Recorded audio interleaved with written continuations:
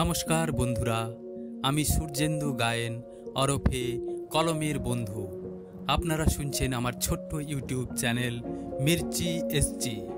আপনাদের সকলকে আমার এই ছোট্ট ইউটিউব চ্যানেলে স্বাগত।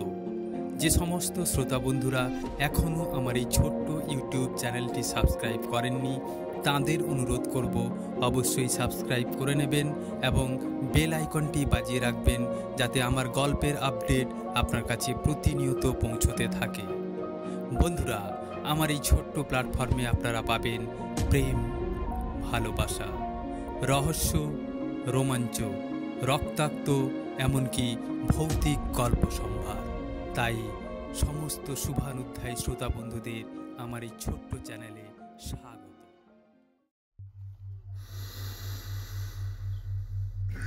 ওরে পেতনি, তুই এসে পড়েছিস? আর ডাইনির খবর কি? ও তো এখনো এলো না। কদিন আগে জ্বরে ভুগছিল, নেমন্তন্নের দিন দেখে এলাম। ওদলার বিয়েতে নিমন্ত্রিত অতিথি পেতনি উপস্থিত হয়েছে, আর পেতনির থেকে ডাইনির খবর নিচ্ছিল ওদলার মা। বন্ধুরা, আজ আমরা শুনব ভৌতিক গল্প ওদলার বাসর। গল্পটি আমার নিজের লেখা গল্প, নিজের কণ্ঠে পাঠ করার চেষ্টা করেছি। ভুল ত্রুটি নিজ গুণে ক্ষমা করবেন। গল্পটি পড়তে চাইলে প্রতিলিপি অ্যাপ্লিকেশন থেকে পড়তে পারেন। গল্পের লিংক ডেসক্রিপশন বক্সে আপনাদের সকলের জন্য শেয়ার করলাম। তো বন্ধুরা, শুনবো আমরা ওদলার বাসর। ডাইনি বুড়ির কথা বলতে বলতেই সে এক বিরাট তালগাছে চড়ে হাজির। তালগাছ মাটিতে পুঁতে তার ডগায় বেশ করে নেচে একটা তালের পাখা ছিঁড়ে হু হু করে নিচে নামল। ডাইনি বুড়িকে দেখে ওদলার মা খিলখিলিয়ে হেসে বলল, হ্যাঁ হ্যাঁ হ্যাঁ, আসো আসো ডাইনি রানী, শরীর ভালো আছে তো? আমি ভাবতেই পারিনি তুমি আমার মতো গরিবের ঘরে আসবে। কি বলে তোমাকে ধন্যবাদ জানাই দিদি। দুই হাতের তালুর উপর ভর দিয়ে দুটো পা উপরে তুলে ডাইনি বুড়ি অতিথি আসন গ্রহণের জন্য দত্তবাড়ির সুবিশাল বটগাছের মজবুত গুঁড়িতে অবস্থান করল। রাতে বটগাছের তলায় খাবারের বিশাল আয়োজন। পদে কি নেই। আঁশপেতনি ভম্বলবাবুর সাধের পুকুর থেকে শখের কাতলা তুলে এনেছে। গেছোভূত শিলাদের ছাগলটার ঘাড় মোটকে ছাল ছাড়িয়ে চচ্চড়ি রান্নায় ব্যস্ত। আর ডাইনি বুড়ির জন্যে স্পেশাল স্যুপ রান্না হচ্ছে। খালের ওপারের ভাগাড় থেকে তুলে আনা সদ্য মৃত পশুগুলোর হাড় দিয়ে স্যুপ বানানো হচ্ছে। আরও কত কি রান্না হচ্ছে। ওদলার মা ছেলের বাসর ঘর সাজিয়েছে ঘোষ দাদুদের মাঠের মাঝখানে নুইয়ে পড়া তেঁতুল গাছে। বাসর ঘরটা বেশ সুন্দর সাজানো গোছানো। ওদলার বন্ধুরা ওদলার বাসর ঘর সাজিয়ে তেঁতুল ডালের কোনায় কোনায় প্রিয়বাবুর প্রিয় নারকেল বাগান থেকে গোটা কয়েক নারকেল পেড়ে তার ছাল ছাড়িয়ে নারকেল মালা বের করে তা মাইক বানিয়েছে। আর কলা গাছের বাকলা সরু সরু সুতোর ন্যায় বার করে তারের মতো করে নারকেল মালায় বেঁধে ডালে ডালে ঝোলানো। নিচে শরৎ দাদুর ফেলে দেওয়া পুরনো ইয়া বড় টিনের বাক্স হলো মিউজিক সিস্টেম। আহ, কি মজা বন্ধুর বিয়েতে! তাণ্ডব নৃত্য পরিবেশন হচ্ছে। বন্ধুদের নাচের তালে তালে ওদলাও নিজেকে সামলাতে পারছে না, সেও সমানে নেচে চলেছে। জোগাড় হয়েছে ওপাড়ার মালুয়াদের ফেলে যাওয়া মদিরার পাত্র। ঢুলু ঢুলু চোখে শুধু নাচ আর নাচ। ওদলার এক বন্ধু হরিদের মশারির পাশে রাখা টর্চ চুরিয়ে এনেছে। সেই আলোয় ঝিকিমিকি লাইটিংও চলছে। আলোক সজ্জায় ওদলার বন্ধু হাবলা। গান ধরেছে ন্যাড়া বিশু। কি বিষাক্ত গান! হ্যাঁ হ্যাঁ হ্যাঁ হ্যাঁ হ্যাঁ হ্যাঁ হ্যাঁ হ্যাঁ হ্যাঁ হে হে হে হে হে, বন্ধুর বে, এরপরে আমার বে।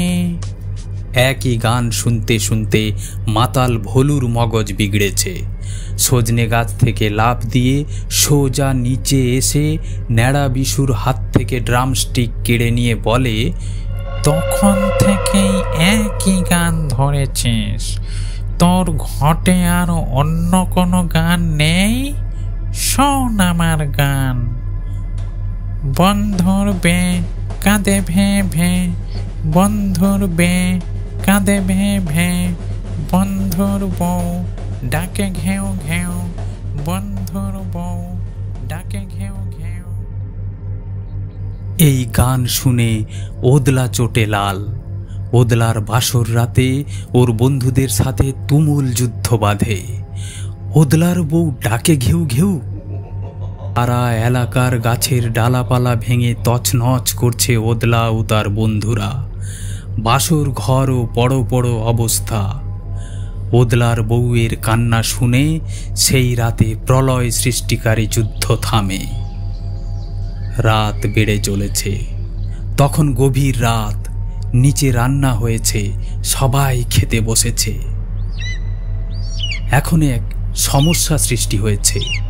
ভূতের রাজার নিদান, কোনো জ্যান্ত ব্রাহ্মণকে দিয়ে ওদলার বাসর রাতের হোম সারতে হবে। জ্যান্ত ব্রাহ্মণ কিভাবে জোগাড় হবে? জ্যান্ত ব্রাহ্মণ কোথায় পাওয়া যাবে এত রাতে? দায়িত্ব নিল ওদলার কাকা লখাই। সে বলে, চিন্তা করো না ভাইপো, আমি ব্রাহ্মণ খুঁজে আনছি। বলেই হাওয়া হয়ে খুঁজতে বেরোলো। সারা গ্রাম তন্ন তন্ন করে খুঁজেও জ্যান্ত ব্রাহ্মণ আর পাওয়া যায় না। যার ঘরেই যায় সেই ঘরের ব্রাহ্মণরা মশারি টাঙিয়ে ঘুমিয়েছে। রক্ষা কবচ মশারি সরিয়ে ব্রাহ্মণ আনা অসম্ভব দেখে ব্যর্থ মনে বাসর আসরে ফিরে মাথা নিচু করে দাঁড়িয়ে আছে ওদলার কাকা লখাই। লখাই যে ব্রাহ্মণ খুঁজে পায়নি তা ওদলার মা বিলক্ষণ বুঝেছে। ছেলের কি তাহলে বাসর রাতের হোম হবে না? এই ভেবে ওদলার মা কান্না জুড়েছে। ওরে আমার ওদলার কি হবে? ওরে আমার ওদলার আর হোম হবে না রে। ওরে আমার ওদলার বাসর আর হবে না রে। উপস্থিত সবাই চিন্তিত। কি করা যায়, কি করা যায়, এমনই একটা ভাব। ডালে ডালে এখানে সেখানে জটলা করে মিটিং চলছে। শেষমেশ ডাইনি বুড়ি হাল ধরল। সে ওদলার মাকে জড়িয়ে ধরে বলল, ওরে ওদলার মা, কাঁদো না কো। আমি আজ সূর্য ওঠার আগেই জ্যান্ত ব্রাহ্মণ এনে তোর ছেলের বাসর ঘরে হোমের আয়োজন করব। চিন্তা করিস না ওদলার মা। তালগাছের পাখায় চড়ে ডাইনি বুড়ি সোজা তালগাছের মাথায় চড়ল। তারপর তালগাছ উড়িয়ে সাঁই সাঁই করে হারিয়ে গেল। সারা গ্রাম উড়ে উড়ে ব্রাহ্মণ খোঁজা শুরু হলো। কোথাও ব্রাহ্মণের দেখা নেই। শেষমেশ ডাইনি বুড়িও চিন্তায়, তাহলে কি ওদলার আজ বাসরে হোম হবে না? হঠাৎ নিচে একটা আলো দেখল ডাইনি বুড়ি। কে যেন হ্যারিকেন আলো নিয়ে হাঁটছে। ওই দূরে তালগাছ নামিয়ে তাল পাখায় উড়ে এসে দেখে এ তো জ্যান্ত ব্রাহ্মণ।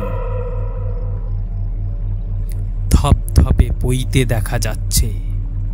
কাল বিলম্ব না করে ডাইনি বুড়ি ব্রাহ্মণের পথ আটকায়। ডাইনি বুড়ি ব্রাহ্মণকে বলছে, পণ্ডিত মশাই, আপনাকে আজ এক উপকার করতে হবে।